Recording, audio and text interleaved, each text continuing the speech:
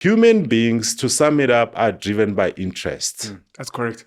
That's it. There's nothing more important Don't worry than that. about moral values, what, Violence, interest. laws, And by the way, not other human beings. All of us.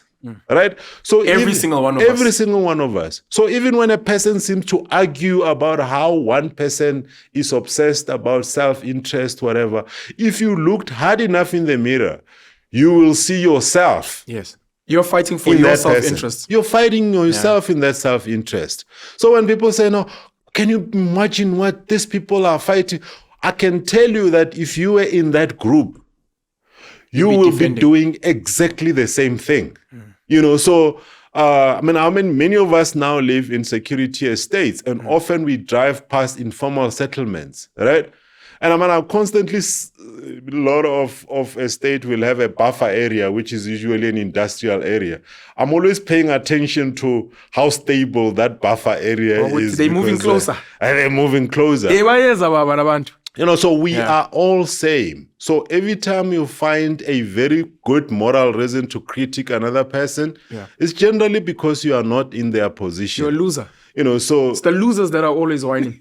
Absolutely. Yeah. The winners are normally quiet. Absolutely. And then when you win, you start to speak the winning language. 100%. And then you forget about everyone else. Correct.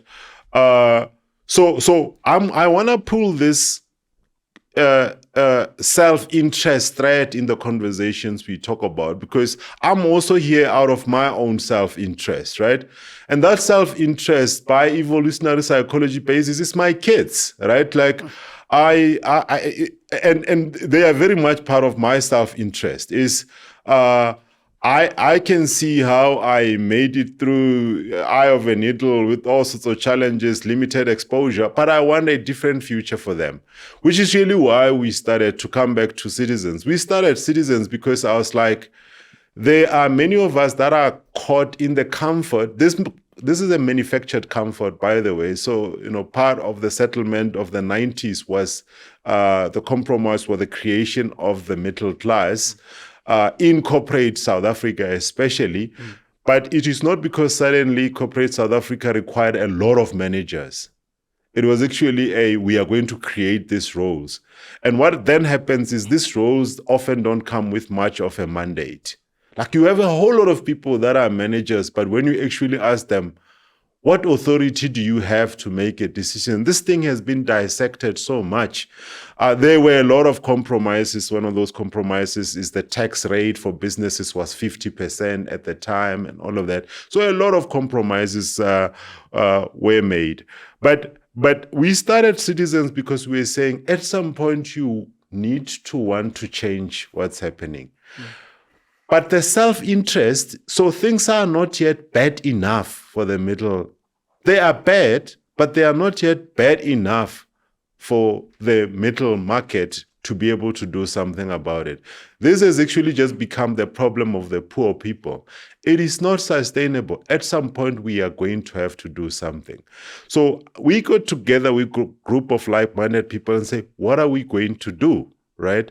And we said, let's at least start to have a voice. Now, we said now many of these people are in corporate jobs. They cannot be sharing political views. I am outside corporate, so I can share the views. Because if they share views, they'll be in trouble with their companies. Of course. So it makes sense that it is some form of a civil movement of some sort. Why elections? Elections was because when we spoke to people in the know about the media and all of that, they said you're going to struggle to get airtime because there are so many NPOs, NGOs, and until you have sufficient money to be able to buy airtime and all of that. And then the thought then got debated in the group, but this is an election year because this was all happening in 2024. Sure. And there's going to be a lot of publicity that comes with elections. Like, how much does it cost to contest elections? We worked it out, and then we'll talk to some of those elements. So therefore, we used not today. No, maybe not today. Maybe. Okay. So we used the cost of competing in elections. Yeah, the cost of competing in elections. So we used elections as a launch pad As a marketing strategy. As a marketing strategy. Okay.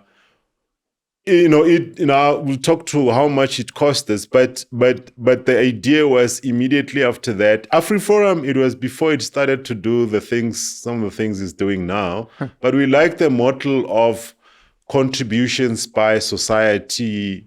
You've covered this a number of times. They generate more than 40 million a month just out of memberships and all of that. And we think the type of organizations that are going to change society are going to be those that are funded by more general public and not just big business elite putting in 15 million, 10 million, and all of that. Sure. So that's really why we